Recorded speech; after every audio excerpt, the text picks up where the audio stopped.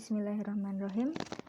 Di sini saya akan menjelaskan tentang subtema operasi hitung bilangan desimal dan persen. Subtema operasi hitung bilangan desimal dan persen. Oke. Bilangan desimal itu dia yang memiliki tanda koma, ya, cara mudahnya. Kemudian yang persen itu yang ada persentasenya seperti ini, oke. Nah, bagaimana cara menghitung bilangan desimal khususnya dalam penjumlahan? Nah, di sini saya sudah punya contoh, misalnya nih 2,5 ditambah 1,5. Apabila ada penjumlahan desimal, maka yang perlu dilakukan adalah yang pertama membuat penjumlahan bersusun. Jadi misalnya 2,5 dengan 1,5 dijumlahkan seperti biasa. Pastikan koma ini tegak lurus ya, segaris. Jadi misalnya di sini koma, maka bawahnya harus koma, dan hasilnya nanti komanya ada di sini. Kemudian untuk angka-angka atau bilangannya langsung ditambahkan saja. 5 ditambah 5 hasilnya 10. 0 seperti biasa nyimpan 1. 1 tambah 2 3 tambah 1 4. Nah, ketemunya 4,0 ya. 4,0 atau ada koma di belakang angka yang utuh, maka bisa dianggap 4 saja atau ditulis saja 4. Kemudian selanjutnya 3,5 ditambah 2,75. Nah, ini tambah 2,75. Nah, kita coba dihitung dengan susun ya. Dihitung dengan bersusun. 3,5, oke. Komanya ada di sini, pastikan 2,75 juga komanya ada di bawahnya lurus. Oke, 2,75. Baru ditambahkan. Koma harus lurus, hasilnya komanya juga lurus di bawahnya. Langsung di sini kosong ditambah 5 hasilnya 5. 5 tambah 7 12. 1 tambah 3 4 tambah 2 6. Oke. Ketemunya 6,25. Seperti itu. Kemudian selanjutnya, apabila pengurangan itu juga sama cara menghitungnya. 3,5 dikurangi 2,5 itu bisa dibuat bersusun juga. Pastikan komanya harus segaris lurus, oke. 3,5 2,5. Komanya hasilnya juga di sini nanti. 5 tambah 5 kurang 5 ya, ini pengurangan ya. 5 kurang 5 hasilnya 0, 3 kurang 2 hasilnya 1. 1,0 itu juga bisa diartikan 1. Oke, tulis saja 1 hasilnya. Kemudian 3,75 kurangi 2,5.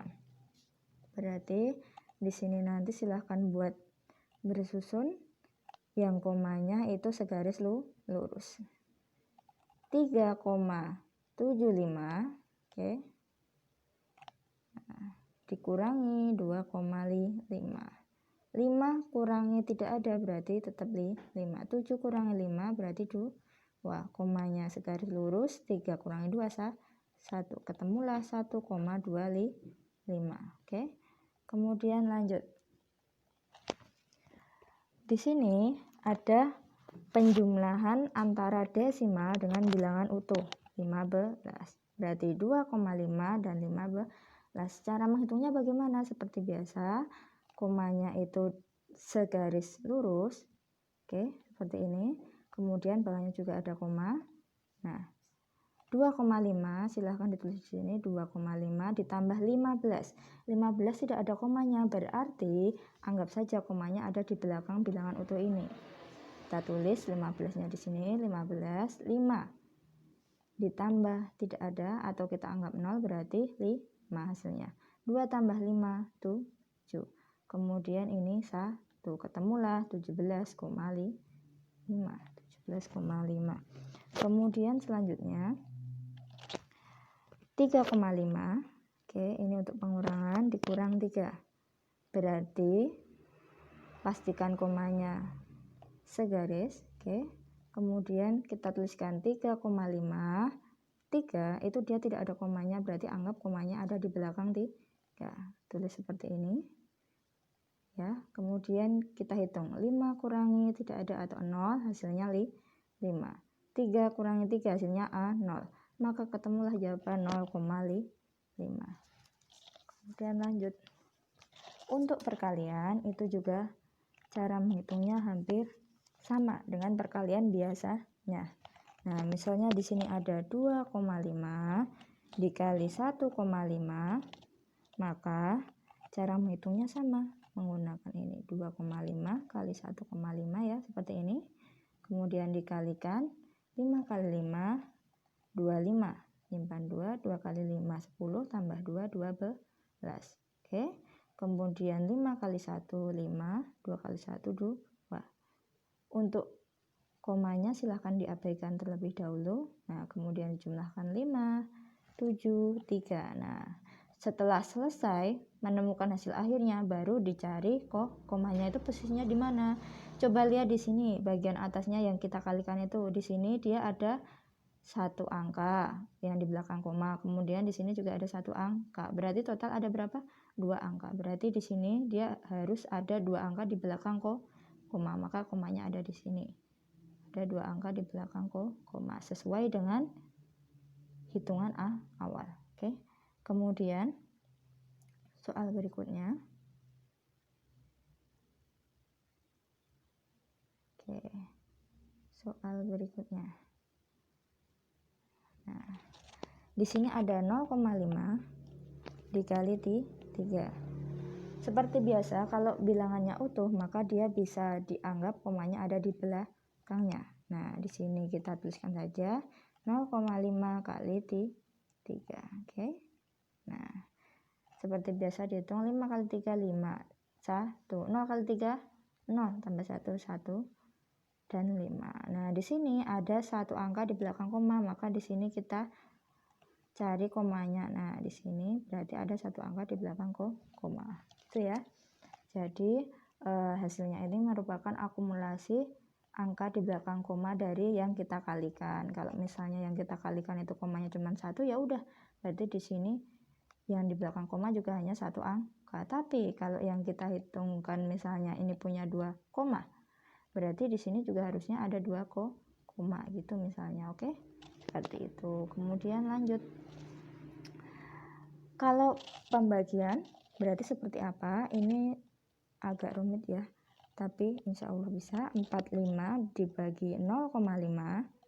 Nah, kita bisa menggunakan pembagian seperti biasa. Kita tulis saja 45. Oke, kemudian dibagi 0,5. Nah, di sini ada koma. Nah, kalau pembagian itu harus dihilangkan komanya terlebih dahulu baru dihitung. Kebalikan dari perkalian. Kalau perkalian kita hitung dulu baru cari koma. Kalau pembagian kita hilangkan komanya terlebih dahulu baru dibagi. Oke.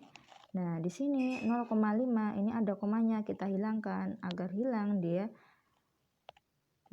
komanya dipindah ke belakang, berarti loncat 1. Kalau loncat 1 ke kanan, bagian pembaginya, maka bagian yang dibagi juga harus loncat ke kanan 1 kali. Nah, berarti loncat segini karena dianggap komanya ada di sini. Nah, karena dia di sini kosong, berarti diisi 0. Ketemulah 450. Maka hasil akhirnya akan berbentuk seperti ini. Oke. Nah, kalau seperti ini otomatis sudah bisa dihitung seperti biasanya. Sudah bisa dihitung seperti biasanya. Oke. Mari kita hitung seperti biasa. 450 bagi 5, 9. 9 kali 45 itu sama dengan 45. 45 kurang 45 0, berarti 0-nya sisanya dipindah ke sini. Ketemulah 90. Mudah ya. Kemudian yang terakhir di sini 1,5 dibagi 0,5. Seperti biasa kita buat pembagian 1,5 dibagi 0,5. Kita hilangkan komanya terlebih dahulu. Loncat 1 angka, ke kanan, maka di sini juga harus sama, loncat 1 angka ke kanan, berarti ketemunya 5 dan 15, baru nanti bisa dihitung. Oke. Nah, 15 bagi 5 itu 3 kali 5, 15, hasilnya A, 0. Ketemulah jawabannya 3, seperti itu. Nah, kemudian untuk persen nih. Nah, untuk persen bagaimana? Persen itu hampir sama dengan bilangan bulat, jadi misalnya 30% tambah 20%, sama hitung-hitungannya. Anggap saja persennya itu satuan, jadi dia tidak merubah apapun. 30 tambah 20, 50%. Kemudian 2,5 nih, tambah 70%. Nah, kayak tadi ngitungnya ini, 70 dan 2,5. Komanya di sini berarti 72,5%, seperti itu. Nah, kemudian untuk mengalihkannya bagaimana? Mengalihkannya pun sama, 30% kali 20% itu juga kalikan biasa saja. Anggap persennya itu hanya satuan, jadi dia tidak mempengaruhi sama sekali. 30 kali 20 berarti 600. Oke, kemudian pembagian 20% dibagi 10% itu juga sama persis. Bayangkan persen itu dia adalah satuan, jadi tidak mempengaruhi sama sekali. Oke, 20 bagi 10 berarti 2, maka ketemunya 2%. Oke, kemudian kita masuk ke soal cerita.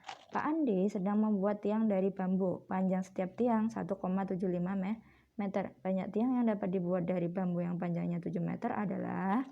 Oke, berarti dia intinya punya bambu yang panjangnya 7 meter nih.